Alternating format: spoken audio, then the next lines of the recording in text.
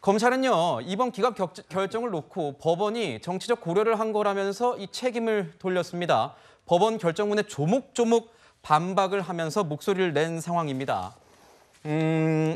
검찰이 다소 이례적이긴 합니다. 뭐 이렇게 하는 경우도 많긴 하지만 서정훈 변호사님, 굉장히 하나하나 따지면서 보면은 그 예로 든 것도 뭐 조폭이라는 단어도 나올 정도로 뭐 칼을 쥐어주고 뭐 이런 얘기까지 나올 정도로 좀 격앙된 느낌이 있어요, 검찰 측면이. 지금 이제 그 검찰은 이제 영장에 그 납득이 안 되는 거죠. 특히 이제 그 쌍방울 부분도요. 쌍방울 부분도 그 이화영 이렇게 부적절하게 개입한 정황은 있는데 이재명 대표가 이게 직접 지시했다는 증거는 부족하다. 아니 검찰이 하나님 신도 아니고 이재명 대표가 직접 지시한 걸 어떻게 잡아냅니까? 천준호 비서실장, 박찬대 최고위원, 그다음에 당직자들, 이우일 위원장 이분들을 다 움직일 수 있는 사람이 이재명 빼고 누가 있어요? 그러면 이게 우리 묵시적 뭐 방조 묵인도 있잖아요.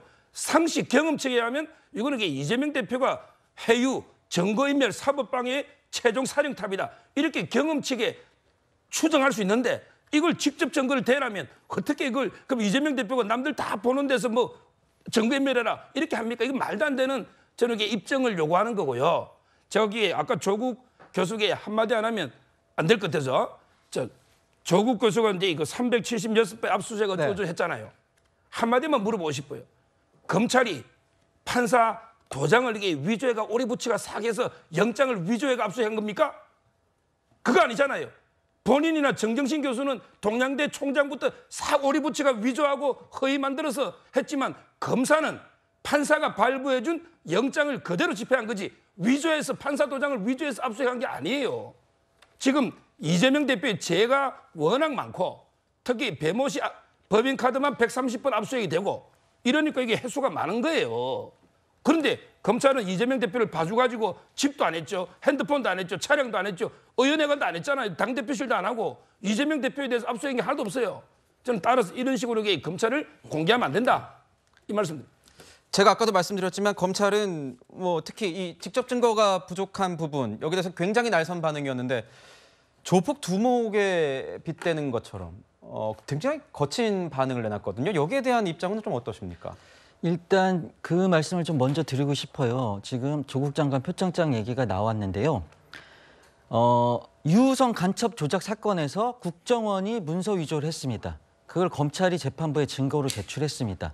그래서 그 검사가 이번에 검사 탄핵을 최초로 된 거고요. 그 이시원 검사는 공직기강 비서관실에 올라가 있습니다.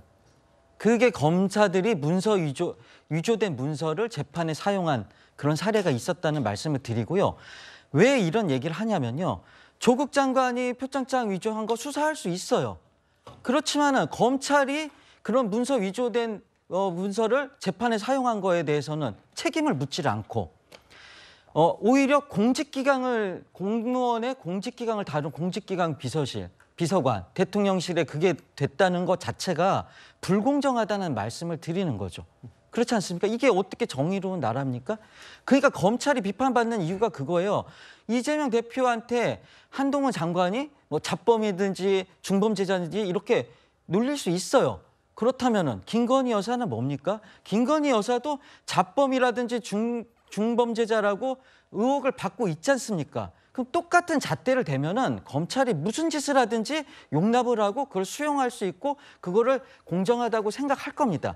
검찰이 편향된 정치적인 수사라는 정치 검찰이기 때문에 비판한다는 말씀을 꼭 드리고 싶습니다. 정면 최고위원님 또 검찰 선배로서 이 검찰 바로 직격을 했습니다. 지금 과거에 유우성 관련된 사건이라던가 아니면 그 사건 관련해서 뭐 이시원 공직기관 비서관 이런 사례도 있는데 서정훈 변호사 이런 잣대를 들이대는 건 다른 잣대, 그러니까 기준이 다른 것 아니냐 이렇게 지금 반론을 했어요. 지금 팩트가 틀려요. 그래서 제가 늘 이게 시간이 한정된 시간에 제가 말씀을 드리기가 그러는데 예를 들어서 이시원 검사 그 유호성 그 간첩 사건에 있어서 만약에 그거를 책임이 있다면 이시원 검사가 그거를 위조 뭐 이런 부분에 관여가 됐다면 고소를 했어야죠. 고소를 해야죠. 그죠? 그래서 그거를 갖다가 어느 정도로 검사가 했는지가 나와야 되는데 그걸 왜 못했겠어요? 그거는 이시원 검사하고는 아무 관계가 없다는 거를 그때 당시 관계자들도 다 알고 검사들도 다 알고 있어요. 근데 이렇게 언론에 나와서 막 그걸 이시원 검사가 알고 했다는 식으로 얘기를 하면 안 되는 거죠. 왜냐하면 저분들이 가만히 있을 사람들입니까? 민주당 쪽 사람들이? 이시원 검사 가만 놔뒀겠어요? 지금 무슨 공수처도 만들어놨는데?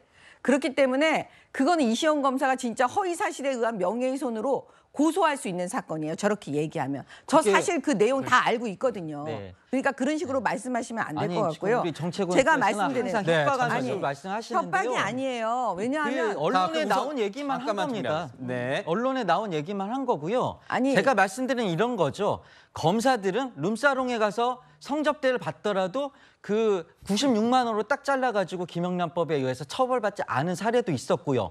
그동안 그랜저 검사, 벤츠 검사, 떡 검사 뭐 여러 종류의 검사가 있었지만은 제대로 된 책임을 지지 않았습니다. 왜? 무소불위의 권력이고 통제받지 않는 권력이기 때문에 그래서 민주당에서 검찰 개혁을 추진하려고 하는 것이고 그 검찰 개혁을 반대하는 기득권 유지하려는 그 욕심 때문에 민주당을 이렇게 괴롭히는 것이다. 저는 이렇게 생각합니다. 아니 저는 그러면 이재명 대표에 대해서 말을 안 할 수가 없어요.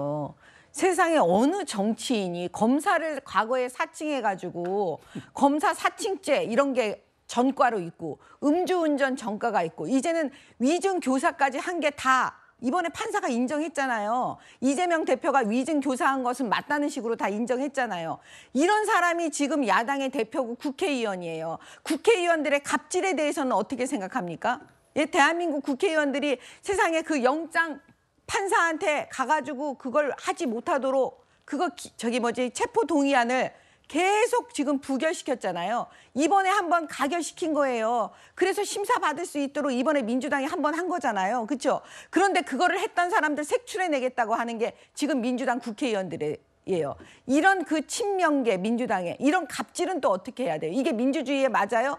이런 얘기 지금 우리가 안 해서 못해서 지금 가만히 있는 겁니까? 오늘이 추석이니까 그래도 민생 얘기 좀 해보려고 나왔는데 이렇게 하면 계속 지금 이재명 대표 얘기 계속 할 수밖에 없습니다. 네, 뭐 이렇게 논점을 아니, 흐리고 검사를 계속 프레임을 공격하면- 바꾸려고 하는 거에 대해서 할 말은 많지만은 말씀하신데 추석 명절이기 때문에 그만하겠습니다. 이렇게 저희 패널 분들이 또 우리 또 시청자분들 생각해서 그렇죠. 검찰 개혁까지 나가면 저희가 다음 주제를 다루지를 못합니다. 맞습니다. 이 기강 문제까지만 해도 이렇게 보시는 것과 같이 이 각자 서 있는 자리에서 보는 이 관점이 다릅니다. 할 얘기가 굉장히 많은 것 같습니다.